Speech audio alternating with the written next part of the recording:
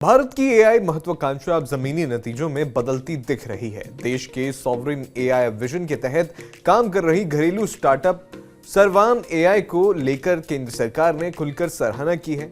केंद्रीय इलेक्ट्रॉनिक्स एवं सूचना प्रौद्योगिकी मंत्री अश्विनी वैष्णव ने कहा कि भारत की एआई रणनीति सही दिशा में आगे बढ़ रही है और इसके परिणाम सामने आने लगे हैं। उन्होंने एक्स पर पोस्ट करते हुए लिखा कि इंडिया एआई मिशन के तहत जारी सर्वाम का एडवांस्ड मॉडल इस बात का उदाहरण है कि भारत अब सिर्फ टेक्नोलॉजी का उपभोक्ता नहीं बल्कि निर्माता बनने की ओर बढ़ रहा है। अश्विनी वैष्णव ने यह भी कहा कि जिन लोगों ने शुरुआत में इस पहल की आलोचना की थी अब वे उसकी तारीफ कर रहे हैं। उन्होंने एआई एक्सपर्ट और मेनलो वेंचर्स के पार्टनर देवर्दी दास की पोस्ट का जिक्र किया, जिसमें दास ने माना कि सर्वाम एआई को लेकर उनकी शुरुआती राय गलत साबित हुई। उनके मुताबिक कंपनी ने भारतीय भाषाओं के लिए text to speech, speech to text और ओआरसी जैसे क्षेत्रों में उल्लेखनीय प्रगति की है और इसके मॉडल तकनीकी रूप से मजबूत और उपयोगी हैं।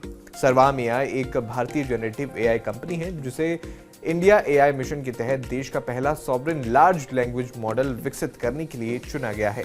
67 प्रस्तावों में से सर्वाम का चयन होना इसकी तकनीकी क्षमता को दर्शाता है। कंपनी भारतीय भाषाओं, लोकल डेटा और क्षेत्रीय जरूरतों के अनुरूप फाउंडेशन मॉडल तैयार कर रही है।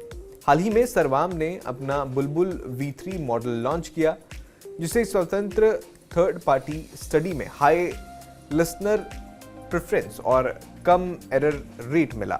8 किलोहर्ट्ज टेलीफोनिक ऑडियो में इसने नया बेंचमार्क स्थापित किया है। कंपनी ने 11 भारतीय भाषाओं में 30 से अधिक प्रोफेशनल वॉइस लाइब्रेरी जारी की है और आने वाले समय में 22 भाषाओं तक विस्तार की योजना है। सर्वाम के मॉडल की खासियत नेचुरल वॉइस क्वालिटी, कम गलती और लंबी ऑडियो में स्थिरता मानी जा रही है। कोड मिक्सिंग, नंबर और तकनीकी शब्दों के उच्चारण में भी इसकी सटीकता बेहतर बताई जा रही है। सरकार का मानना है कि सॉवरिन एआई केवल तकनीकी पहल नहीं बल्कि रणनीतिक आवश्यकता है। अगर एआई इंजन और डेटा विदेशी कंपनियों पर निर्भर रहेंगे तो नीति, नियंत्रण, गोपनीयता और आर्थिक लाभ बाहर जा सकते हैं। स्वदेशी मॉडल से भारत रक्षा, शासन, स्वास्थ्य, शिक्षा और साइबर सुरक्षा जैसे क्षेत्रों में सुरक्षित और भरोसेमंद सिस्टम विकसित कर सकेगा। तमिलनाडु में 10,000 करोड़ रुपए के निवेश से सॉवरिन एआई पार्क स्थापित करने की दिशा में भी काम तेज हुआ है। इंडिया एआई मिशन के लिए सरकार ने 10,300 करोड़ रुपए का बजट स्वीकृत किया है।